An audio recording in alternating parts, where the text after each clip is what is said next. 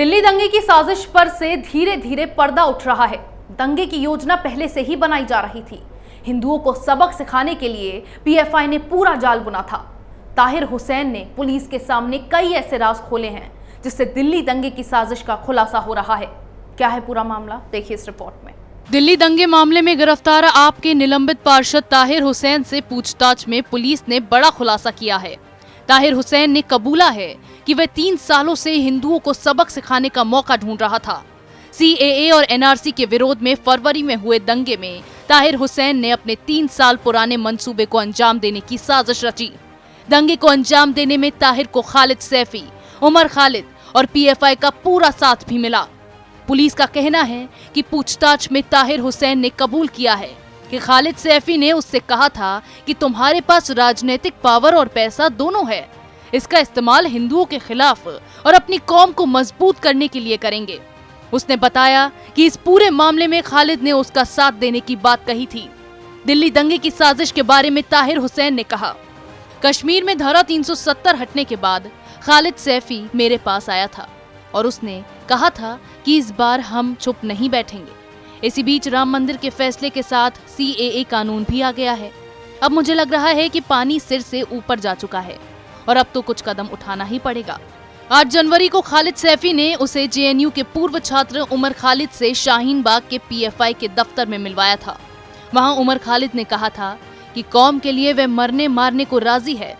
खालिद सैफी ने कहा कि पीएफआई का सदस्य दानिश भी हिंदुओं के खिलाफ जंग में पूरी आर्थिक मदद करेगा।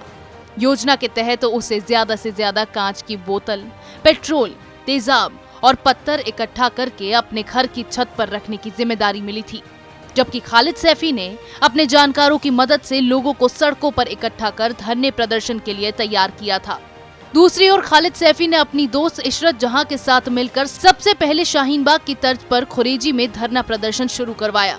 ताहिर हुसैन ने पुलिस को सारी योजना के बारे में बताया। 4 फरवरी को अबू फजल इनक्लेव में ताहिर हुसैन की खालिद सैफी से दंगों की योजना को लेकर मुलाकात हुई। इस बीच उमर खालिद ने कहा कि पैसों की चिंता ना करें, उसके लिए पीएफआई, जामिया कोऑर्डिनेशन कमेटी, कई राजनीतिक लोग, वकील और अन्य मुस्लिम संगठन हमारी मदद कर रहे हैं। दंगे से पहले तय किया गया कि सीएए विरोधी धरने पर बैठे लोगों को भड़काकर चक्का जाम करवाया जाए। अगर पुलिस या हिंदू लोग इनको रोकेंगे तो अपने लोगों को भड़काकर दंगे शुरू करवा दिए जाएंगे। 17 फरवरी 2020 को उमर खालिद ने ट्रंप की भारत यात्रा के दौरान लोगों से सड़कों पर उतरने की अपील की थी। उस वक्त ताहिर को तेजाब भी इकट्ठा करने को कहा गया। इसके साथ ही ताहिर ने अपने मजदूरों को तैयार किया ताकि वो दंगे में बम और पत्थर फेंकने का काम कर सकें। दंगे की साजिश के तहत ताहिर ने पहले से ही अपने घर की छत पर चांद बाग में रहने वाले कई लोगों को बुला लिया था। इन लोगों को मौके की तलाश थी।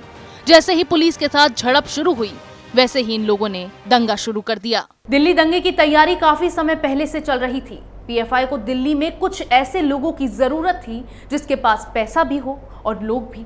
उमर खालिद और खालिद सैफी जैसे लोगों ने ताहिर हुसैन को चुना और अमेरिकी राष्ट्रपति डोनाल्ड ट्रंप के भारत दौरे के समय दिल्ली में दंगा कराने की योजना बनाई गई। इस पूरी साजिश का खुलासा अब हो चुका है, जिसमें कुछ और लोगों के नाम आने की संभावना है। इसी तरह की खबरें मैं आपके लिए लाती रहूंगी, तब तक के लिए बने रहिए हमारे साथ। अगर आपको हमारा वीडियो पसंद आया हो तो इसे लाइक करें, हमारे चैनल को सब्सक्राइब करें और हाँ, बेल आइकन दबाना ना भूलें ताकि आप तक हमारे वीडियो की नोटिफिकेशन पहुंचती रहे।